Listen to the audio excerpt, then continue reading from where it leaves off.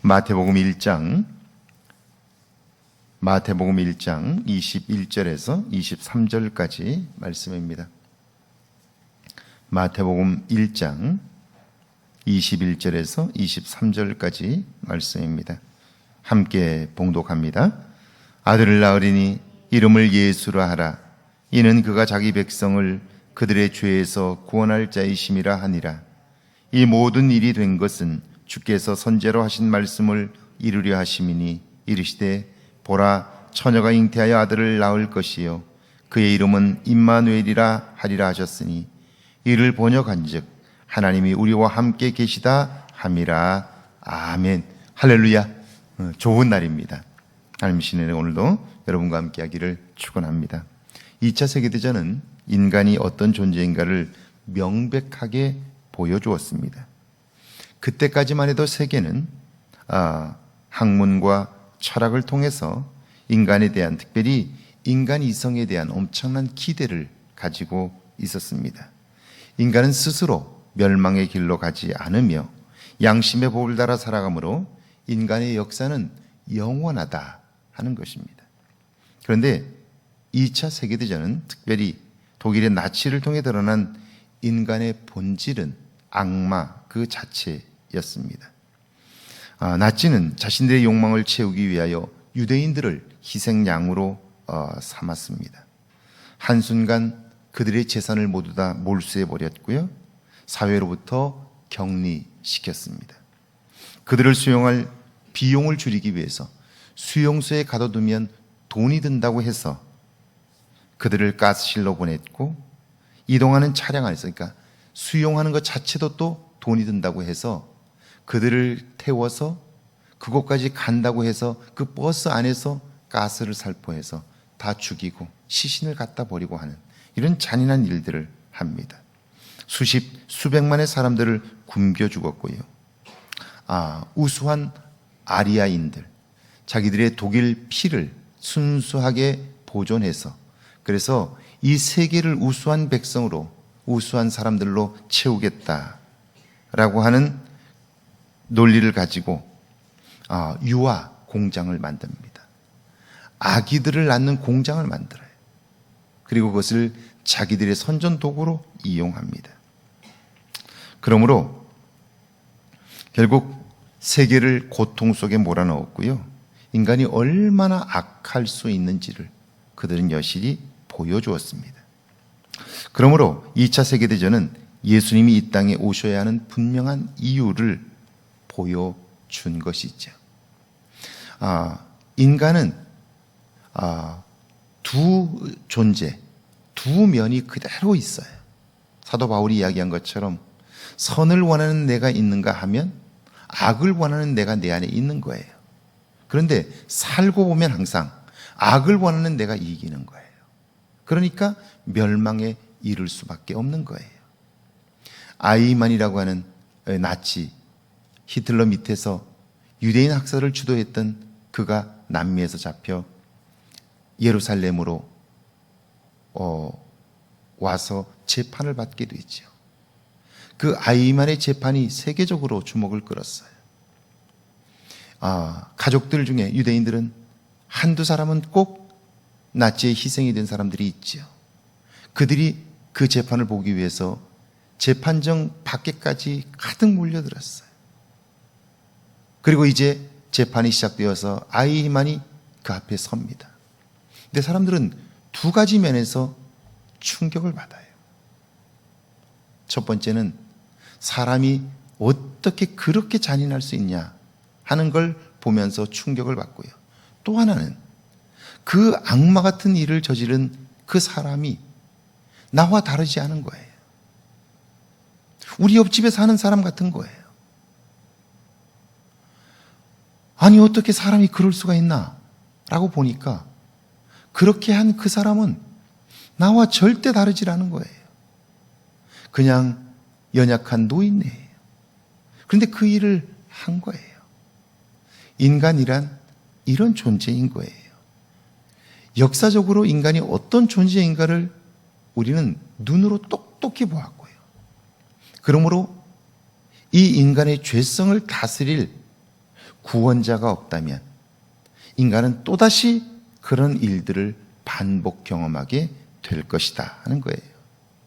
예수님이 오시지 않으면 인간은 스스로 멸망의 구덩이로 갈 수밖에 없는 존재인 것이죠. 그래서 21절에 보면 이렇게 돼 있어요. 같이 읽어볼까요? 아들을 낳으리니 이름을 예수라 하라. 이는 그가 자기 백성을 그들의 죄에서 구원할 자이심이라 하니라. 예수님께서 이 땅에 오신 이유는 그분의 이름에 잘 나타나 있죠. 예수라는 이름의 뜻은 자기 백성을 그들의 죄에서 구원할 자인 건데요. 죄란 하나님에게서 멀어진 것이고 하나님을 등진 거예요. 다시 말하면 인간이 하나님에 의하여 창조되었는데 창조주를 버리고 자기가 주인 되어 사는 거예요. 이게 죄인데요. 인간이 자기가 주인 되어 살면 극악한 일들을 행하게 되고요.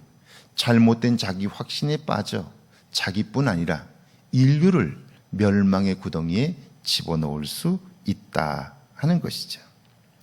자기가 주인 되면 인간은 교만과 욕심에 포로되어 끔찍한 일을 눈 하나 깜짝하지 않고 자행하게 돼요.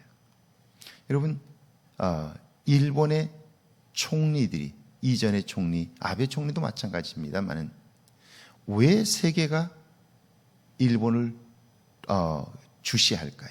특별히 아시아 국가들이 왜 일본을 주시할까요?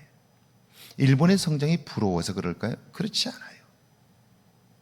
일본이 2차 세계대전에서 보여준 만행은 나치의 학살과 비슷해요. 우리는 알지 못하지만 난징 대학살, 아무 잘못이 없는 사람들, 무고한 민간인들을 어마어마하게 죽인 거예요. 그리고 아시아에서 했던 그들의 일들은 정말 잔인한 일들이에요. 그러면 우리가 무엇을 잘못했는지를 알아야 고칠 거 아니에요. 그러려면 자기들이 한 일을 인정하는 일이 중요해요. 그런데 아베 총리는 한 나라를 다스리는 자리에서 끊임없이 신사를 참배해요. 아시아에 고통받은 나라들이 거기에 가지 말라고 그토록 이야기해도 계속해서 가요. 왜 거기에 가지 말라고 그럴까요? 거기에는 2차 세계대전을 이룬 전범들이 유해가 모셔져 있어요. 그곳에 가서 참배한다는 것은 또다시 2차 세계대전과 같은 엄청난 범죄를 저지를 수 있는 의지들을 다지는 거예요. 그래서 아시아 국가들은 그곳에 가지 말라고 그러는데 일본은 결코 그 소리를 듣지 않아요. 다시 또 무기들을 사들이고 힘을 가지고 또다시 세계를 지배해 보려고 하는 야심을 가지고 있는 거예요. 그러고 보니까 독일과 일본은 똑같이 2차 세계대전의 전범이었지만 지금 독일은 유럽, EU의 중심 국가가 되어 있어요. 그런데 일본은 2차 세계대전을 하고 나서 아시아에서 함께 어울리지 못해요. 이유가 뭘까요? 그것은 2차 세계대전을 일으킨 그 엄청난 죄악의 모습을 인정하느냐 인정하지 않느냐의 차이예요.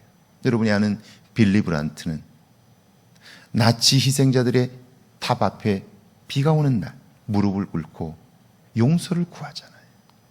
그뿐 아니라 그 당시에 전쟁에 동원되었던 기업들은 모두 다 그 전쟁의 희생자들을 보상하는 일에 최선을 다했어요.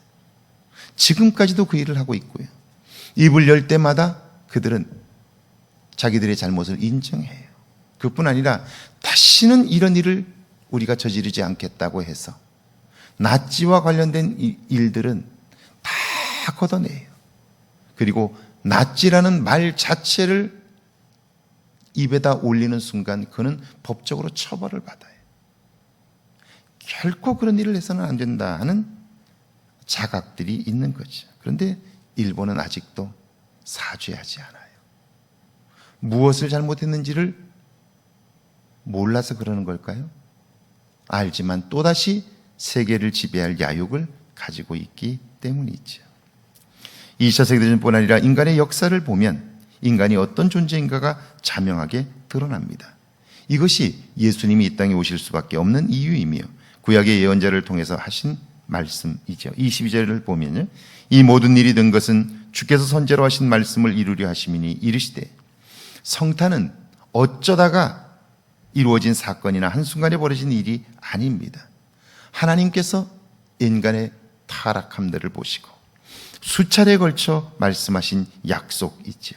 성탄을 통해 구약의 예언이 약속이 성취된 것이죠. 그래서 그분이 탄생한 곳과 시대 그리고 일련의 사건들을 통해 그분이 그리스도 구원자이심을 모두가 알 수 있는 거죠.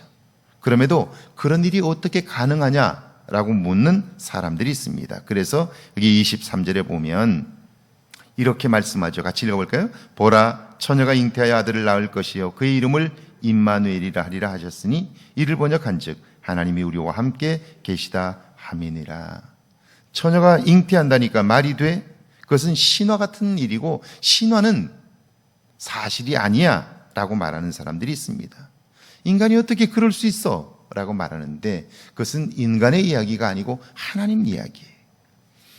임마누엘이라는 말의 뜻이 하나님이 우리와 함께 하신다는 뜻인데요, 예수라는 또 다른 이름의 뜻이 바로 임마누엘인 것이죠. 하나님이 직접 하신 일이라는 거예요. 사람은 불가능하지만 하나님이 하시면 넉넉히 하실 수 있는 것이죠.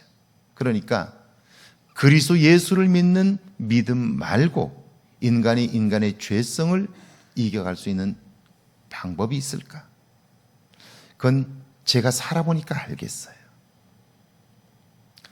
죄된 것은 너무나 쉽게 배워요. 그리고 한번 습관이 되면 이 죄된 습성은 버리기가 정말 어려워요. 작은 습관도 정말 고치기가 어려워요. 믿음이 아니면 우리의 삶은 온전해질 수가 없어요. 믿음이 아니면 양심의 법이 살아날 수가 없어요. 그래서 예수께서 오시지 않으면 인간은 결코 소망이 없다 하는 것을 보게 되는 거예요. 제가 독일을 방문했을 때 정말 충격을 받았어요. 왜냐하면 2차 세계대전에 참전했던 미군 병사들의 죽은 묘가 여기에 있고요, 독일 병사들의 묘가 여기에 있어요. 불과 한 10분 거리에 공동묘지가 있어요. 미국은 전쟁의 승전국이기 때문에 그 묘지를 아주 잘 갖고 놨어요. 독일은 패전국이기 때문에 이제 이 전쟁과 관련되어서는 국가가 관여하지 못하도록 법으로 되어 있어요. 그러니까 민간 단체가 거기를 조성해 놨어요. 그러니까 상대적으로 이 미군 공동묘지보다는 못하지요.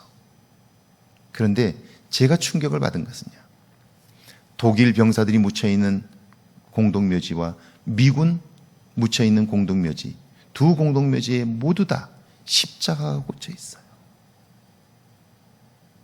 독일 공동묘지에 들어가면 큰 루터교 십자가가 걸려 있고요, 병사들 무덤 하나하나에 다 십자가가 꽂혀 있어요. 그러니까 그리스도인과 그리스도인이 서로 총을 겨누고 죽고 죽이고 하는 거예요. 똑같은 예수를 믿는데 예수를 믿는 사람들을 그렇게 죽인 거예요. 예수를 구원자로 믿는 믿음이 아니면, 온전한 믿음이 아니면 이런 비극들이 끊임없이 생길 수밖에 없고요, 이런 죄악을 자행하게 되었던 거죠. 근데 그게 그 일을 저지른 사람이 나와 다르지 않다니까요. 내 모습과 다르지 않다니까요. 오늘 우리도 누군가를 미워하면 그 미운 마음을 이겨내지 못하잖아요. 남을 향한 험담, 나쁜 걸 알면서 끊지 못하잖아요. 결국 그 미움과 험담이 이런 엄청난 비극을 만들어내는 거예요. 예수를 온전히 믿는 일은 그래서 너무 중요한 것이죠. 여러분의 삶에 예수님이 온전한 구원자이십니까? 그리스도입니까? 이번 성탄에는 그분을 다시 한번 여러분 속에 영접함으로 그분만이 온전히 우리의 주인이 되시기를 주의 이름으로 축원합니다. 함께 기도합니다. 나의 죄인됨을 발견하게 해달라고요. 예수님을 구원자로 믿는 믿음으로 죄악을 이겨 기쁨과 능력의 삶을 살게 해달라고요. 함께 기도합니다. 하나님 감사합니다. 죄를 사랑하사 함께 하시고 하나님의 도움을 얻게 하시나니 감사합니다. 하나님, 참으로 예수를 믿는 믿음이 없이는 우리는 죄의 노예가 되어 살 수밖에 없고 가장 비극적인 삶을 하나님 만들 수밖에 없사오니 여호와여, 우리를 구원해 주옵소서. 이번 성탄에 예수를 믿는 믿음으로 온전케 하셔서 믿음의 역사가 내 안에 있게 하옵소서. 주님을 믿는 믿음으로 인하여 새로운 변화들을 경험하게 하시고 내 안의 죄악들을 말끔히 씻게 하옵소서. 우리 속에 있는 내가 주인된 모습들을 내려놓게 하시고 그리스도 예수가 내 삶의 온전한 주인이 되어 나의 죄악이 맑게 씻겨지고 이제는 나의 죄된 삶을 인정하고 고백하게 하옵소서. 예수를 믿는 믿음으로 온전한 삶을 살아 그리스도 예수로 말미암는 기쁨과 능력을 경험하게 하옵소서.